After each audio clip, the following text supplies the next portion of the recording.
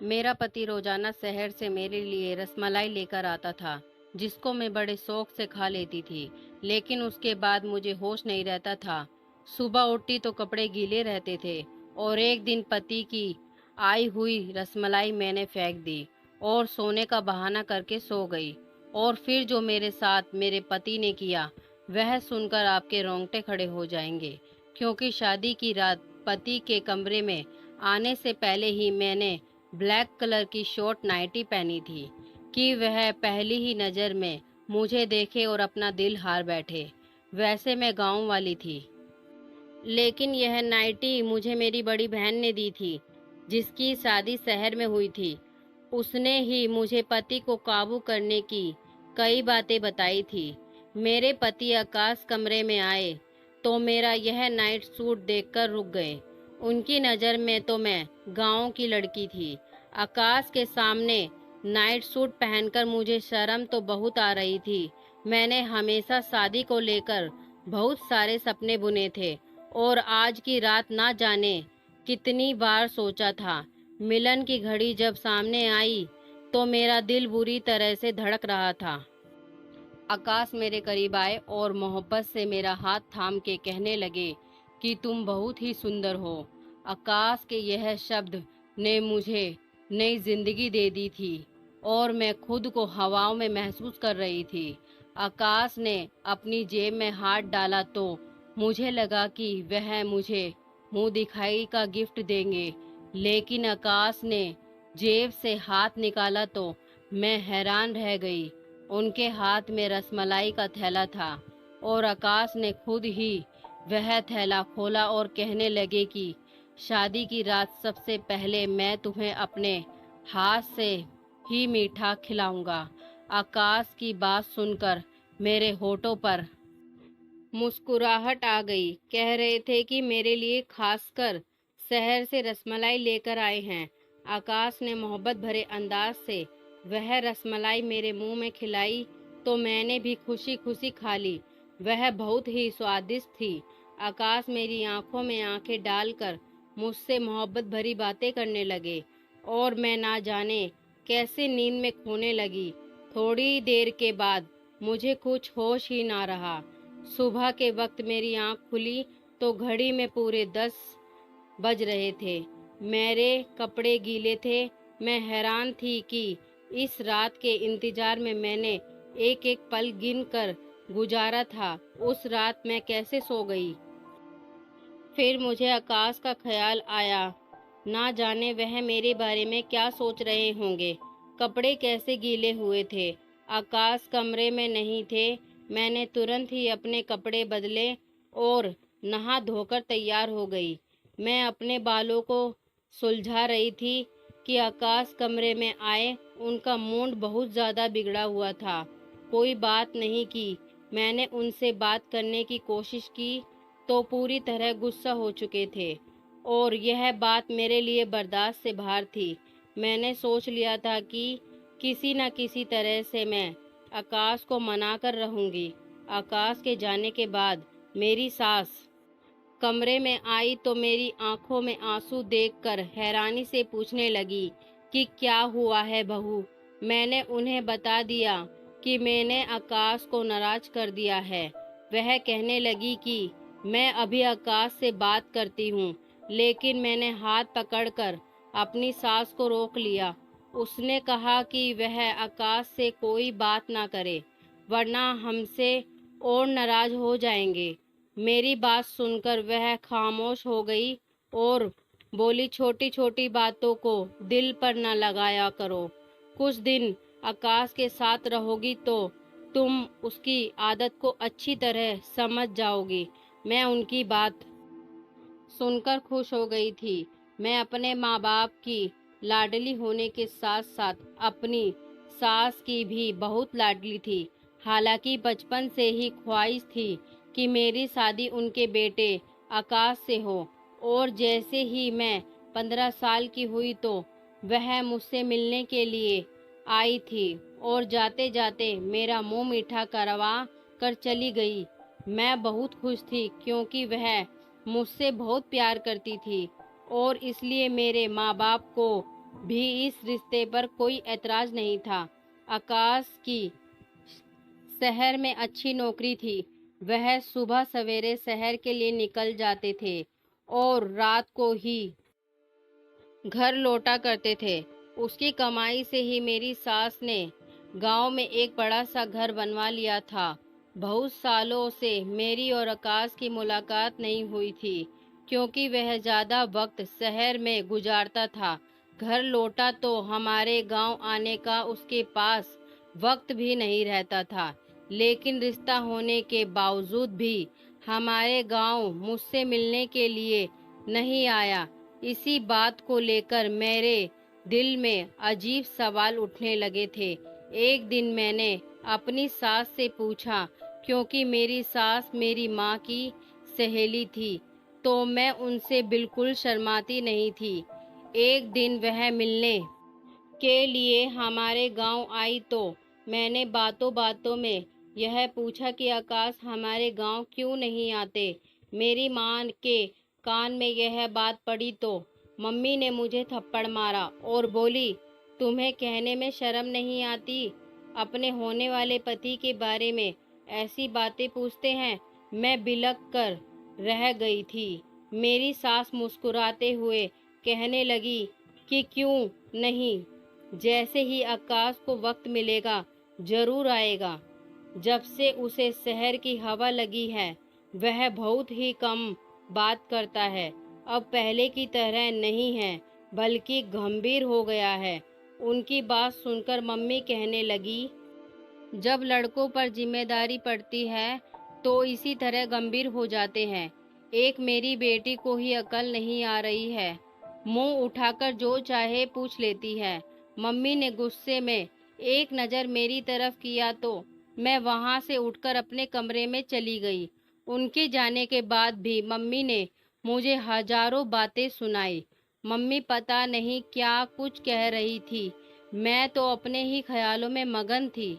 मैं यह सोच सोचकर खुश थी कि मेरा होने वाला पति भी हीरो की तरह शहरी बन गया है।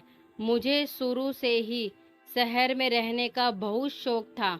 उन्होंने शादी के लिए साल भर का वक्त दिया था और एक साल का वक्त बस सपने बुनने में ही निकाल दिया। लेकिन मुझे क्या खबर थी, एक दिन मेरे सारे सपने मिट्टी का ढेर बन जाएंगे। कुछ दिन के बाद मेरी और आकाश की शादी बहुत सारे रस्मों रिवाज के साथ धूमधाम से हुई थी। मैं आकाश के साथ विदा होकर उनके गांव चली आई थी। मेरी सास ने बहुत ही खुशी से मेरा वेलकम किया था। लेकिन शादी की रात सोने की वजह से आकाश बहुत ज़्यादा गुस्सा थे और पूरा दिन उन्होंने मुझसे कोई बात नहीं की। मैं सारा दिन बिन पानी की मछली की तरह उसके आगे पीछे तड़प रही थी। लेकिन उसने एक नज़र भी मुझ पर न डाली। सारा वक्त घर की छत पर गुजारे और गांव में औरतों को छत पर जाना मना होता है, इसलिए मैं उनके पीछे भी ना जा सकी। रात के वक्त आकाश खुद ही कमरे में आए। मेरी आंखें रो रो कर सूज चुकी थी। वह मेरे पास बैठकर कहने लगे कि मुझे माफ कर दो, मैं गुस्से में आ गया था। मैं तुम्हारे पास बैठा था और तुम इस कदर गहरी नींद में सो गई थी कि मेरे उठाने पर भी ना उठी, इसलिए मैं गुस्सा हो गया था। मुझे पता था कि गलती मेरी है, इसलिए मैंने आकाश से खुद ही माफ़ी मांगी और कहा कि आगे से शिकायत का कोई मौका नहीं दूंगी। वह खुश हो गए और मेरे लंबे बालों की तारीफ करने लगे। मैं सोचने लगी, आकाश सारा दिन इस कदर नाराज होने के बाद अचानक उनका अंदाज इतना अच्छा कैसे हो गया था।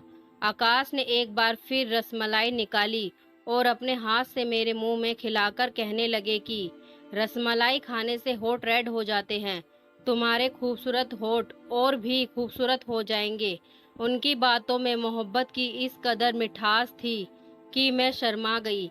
आकाश मेरे हाथ पकड़े और कुछ कह रहे थे, लेकिन मुझे होश ही ना रहा और थोड़ी ही देर के बाद में दुनिया से दूर हो चुकी थी। एक बार फिर मेरी आंख खुली तो सुबह के 11 बज रहे थे। मेरे होश उड़ गए थे। मैं जान गई थी कि आकाश एक बार फिर गुस्सा हो चुके होंगे। अब मुझे समझ ही नहीं आ रहा था कि मुझे इस तरह नींद कैसे आ सकती है। मेरे कपड़े पूरी तरह गीले थे और मुझे ठंड लग रही थी।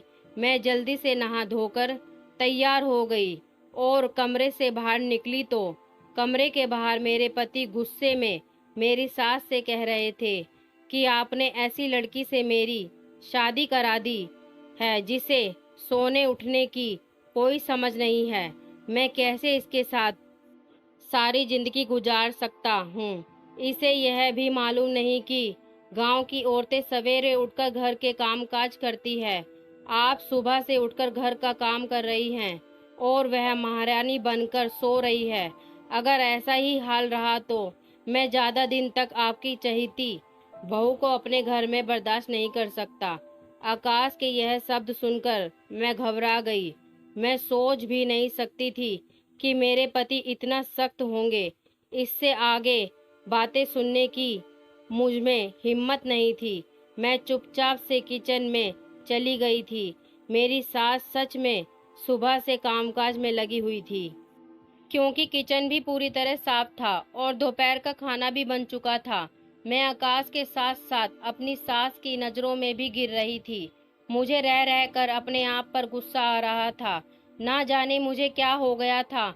मैं सारे घर का चक्कर लगाकर आई तो वह पूरा काम कर चुकी थी और शायद इसी वजह से आकाश हद से ज़्यादा गुस्सा थे।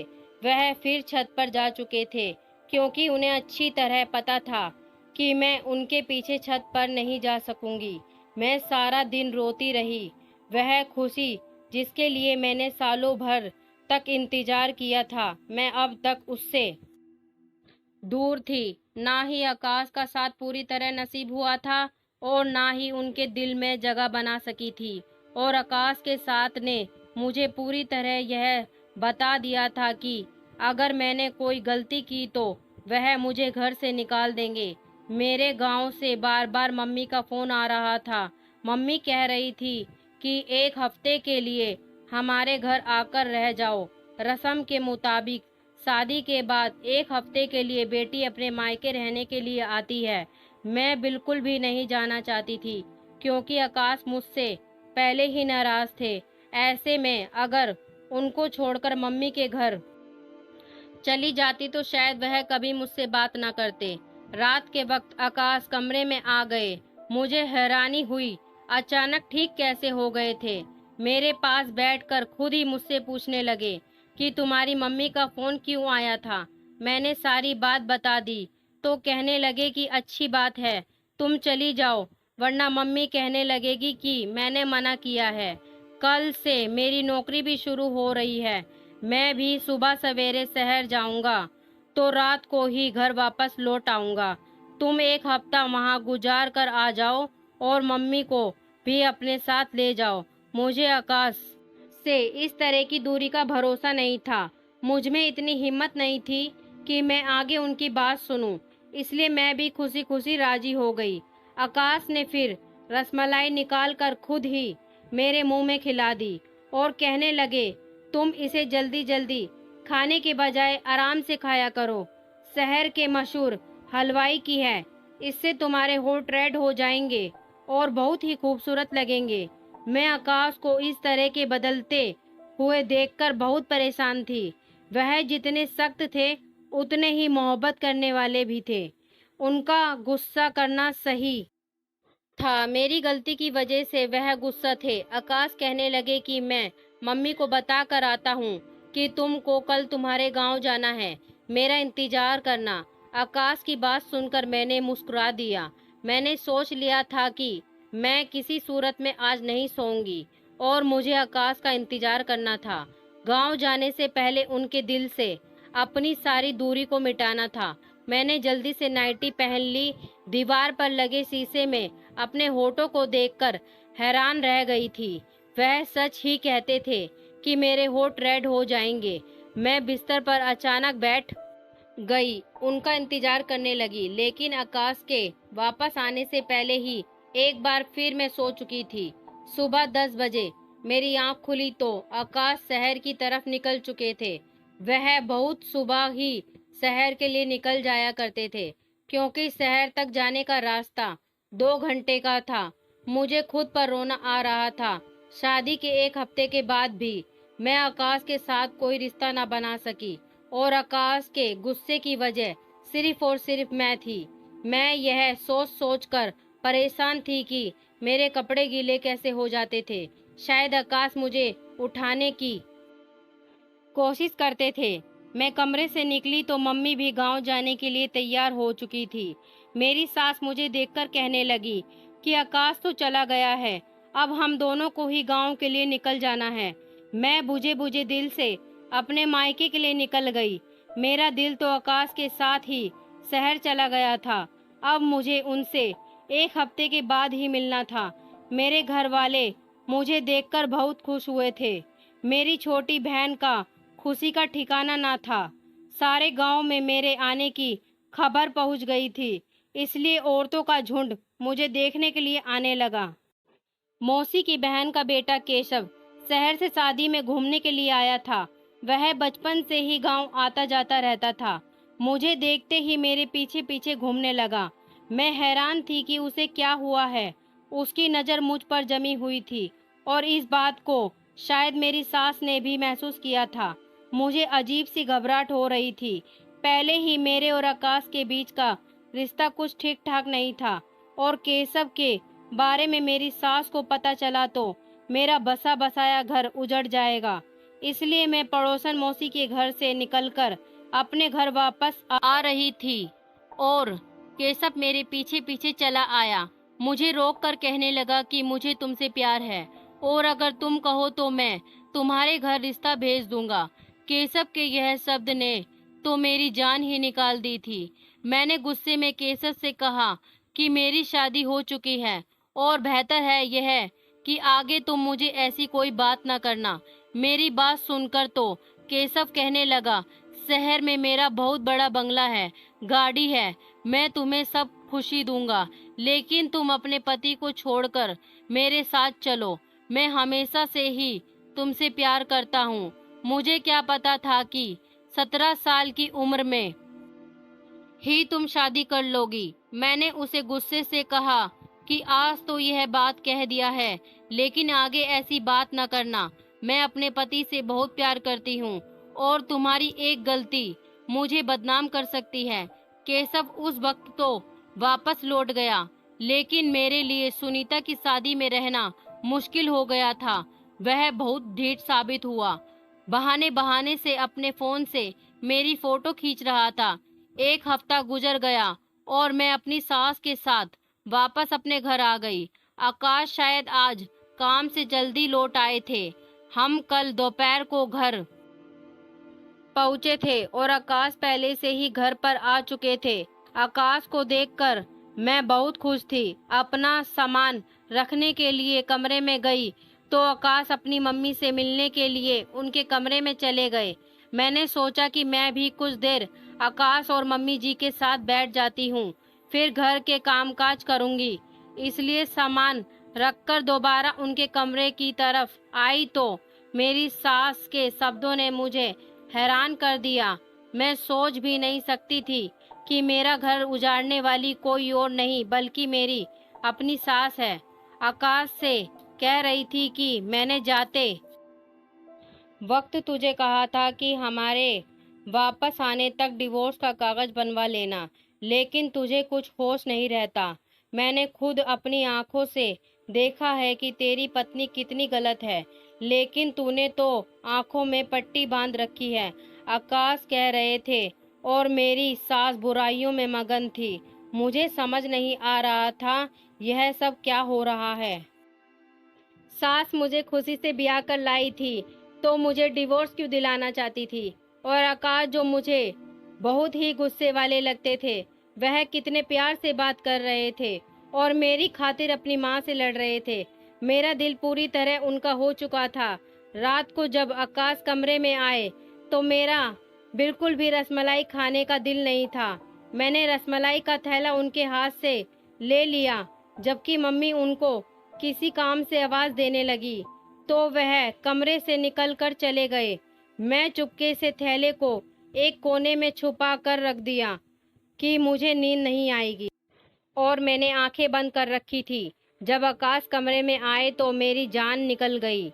जो कुछ मैंने देखा मुझे अपनी आंखों पर यकीन नहीं हुआ। आकाश ने जग भरकर पानी मेरे ऊपर डाल दिया था। मैंने आंखें नहीं खोली। आज मैं दूध का दूध और पानी का पानी करना चाहती थी। आकाश किसी को आवाज देकर कहने लगे कि अंदर आ जाओ, यह पूरी तरह बेहोश हो चुकी है। थोड़ी देर में एक खूबसूरत लड़की मेरे कमरे में चली आई। वह मेरे बिस्तर पर आकाश के साथ बैठ गई और वह दोनों जिस तरह एक साथ थे, मेरी जान निकल गई। इससे ज्यादा मुझ में बर्दाश्त की हिम्मत नहीं थी। ठंडे पानी से मेरा शरीर कांप रहा था। मैं उठकर बैठ गई। मुझे जागता देखकर उन दोनों की आंखें हैरत से फटी की फटी रह गई। मैंने आकाश की तरफ घूर कर देखा।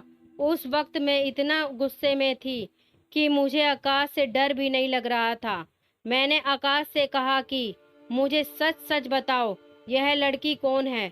रसमलाई में ऐसा क्या था जो मैं अपने होश खो देती थी? तुमने यह सब क्यों किया है और मुझे इतना बड़ा धोखा क्यों दे रहे हो? मैं सवाल पर सवाल पूछती चली गई और मेरे अंदर एक तूफान उठ रहा था। आकाश सर झुकाए कहने लगे कि यह लड़की उनकी पत्नी है और उससे शादी करके 2 दिन पहले ही गांव में आए थे। वह कभी मुझसे शादी नहीं करना चाहते थे, लेकिन उनकी मम्मी ने जबरदस्ती उनका रिश्ता मुझसे तय करा दिया था। पत्नी नाम सुनकर मेरे तो पैरों तले से जमीन निकल गई। आकाश कह रहे थे हमारी शादी रोकने के लिए। 2 दिन पहले वह यह सोचकर प्रीति से शादी करके आ गए कि जब वह प्रीति को बहू बनाकर इस घर में लाएंगे तो उनकी मम्मी मुझसे शादी नहीं कराएगी। लेकिन उनकी मम्मी ने उनकी एक ना सुनी और उन्होंने आकाश पर दबाव डाला कि वह प्रीति को तलाक दे दे। आकाश प्रीति को छत वाले कमरे में रख दिए थे क्योंकि गांव में औरतों को छत पर जाना मना था। इसलिए आकाश को यकीन था कि मैं कभी उनके पीछे छत पर नहीं जाऊंगी। आकाश जानबूझकर रसमलाई में नशे की दवा मिला देते थे कि मैं सो जाऊं और हर रात हमारे ही कमरे में प्रीति के साथ वक्त गुजारते थे। प्रीति शादी से पहले शहर में नौकरी करती थी, इसलिए मम्मी को लगता था कि प्रीति इज्जतदार नहीं है और इसलिए मम्मी बार बार कहती थी कि मैं प्रीति को डिवोर्स दे दूं। प्रीति मेरा पहला प्यार है। आकाश कह रहे थे कि मम्मी ने आत्महत्या करने की धमकी दी थी, इसलिए आकाश ने मुझे अपनाया है। आकाश प्रीति को किसी हालत में नहीं छोड़ सकते थे और इस बात का मुझे पूरा भरोसा था। आकाश ने मुझे सारा सच बता दिया था, जिसे सुनकर मेरे पास कहने के लिए कुछ नहीं बचा था। मैं जान गई थी कि मेरी सास उस दिन प्रीति और आकाश के डिवोर्स की बात कर रही थी, जिसे सुनकर मैंने गलत मतलब निकाल लिया था। मेरी बर्बादी के पीछे सिर्फ आकाश का हाथ नहीं था, बल्कि मेरी सास का भी हाथ था, जिन्होंने यह जानते बूझते कि उनके बेटे ने अपनी पसंद से शादी कर रखी है, जबरदस्ती उसके साथ मेरी दूसरी शादी करवा दी। मैंने आकाश के साथ जिंदगी को लेकर कई सपने देखे थे। ऐसे इंसान के साथ मैं कभी जिंदगी नहीं बिता सकती थी जो किसी और से इस कदर मोहब्बत करता था। उसकी खातिर मुझे नशे वाली रसमलाई तक खिला सकता था। मैंने अपना सामान बांध लिया और अपनी सास को नमस्ते कहकर अपने गांव के लिए निकल गई। मेरी सास ने बहुत कोशिश की। वह बार बार मुझे यकीन दिला रही थी कि आकाश प्रीति को छोड़ देगा और मेरा हो जाएगा, लेकिन मैं कभी ऐसे इंसान के साथ गुजारा नहीं कर सकती थी जो मुझे मोहब्बत नहीं दे सकता था। मैंने अपने माँ बाप से कहकर आकाश से डिवोर्स ले लिया था। मैं अपने माँ बाप की लाडो रानी थी। वह मुझे खुद ही किसी ऐसी आग में झोंकना नहीं चाहते थे। पड़ोसन मौसी की वजह से केशव को खबर मिल गई थी कि मैं अब एक बार फिर अकेली हो गई हूँ, इसलिए केशव अपने घर वालों को भेजकर मुझे अपनाने की बात की थी। मैं अभी शादी नहीं करना चाहती थी, इसलिए मैंने साफ साफ इनकार कर दिया था। मुझे अब आगे पढ़ना था और अपने पैरों पर खड़ा होना था। मेरी पढ़ाई के साथ ही मेरे पेपर भी खत्म हो गए थे। मैंने उसको दोबारा शुरू कर दिया था। हर शादी कामयाब हो यह जरूरी नहीं, लेकिन एक नाकाम शादी का मतलब यह नहीं कि इंसान नाकाम होता है। अपनी शादी की नाकामी के बाद मैं बहुत ज़्यादा कामयाब हो गई थी। पढ़ाई के मैदान में मैंने झंडे गाड़कर अपने गांव का नाम पूरे जिले में रोशन कर दिया था। अगर मेरी कोई प्यारी सी बहन या बेटी नाकाम शादीशुदा जिंदगी का शिकार हो गई है, तो यह याद रखना कि जिंदगी में आगे बढ़ने के लिए नए रास्तों की तलाश करें और जिंदगी की दूसरी कामयाबी को समेटें।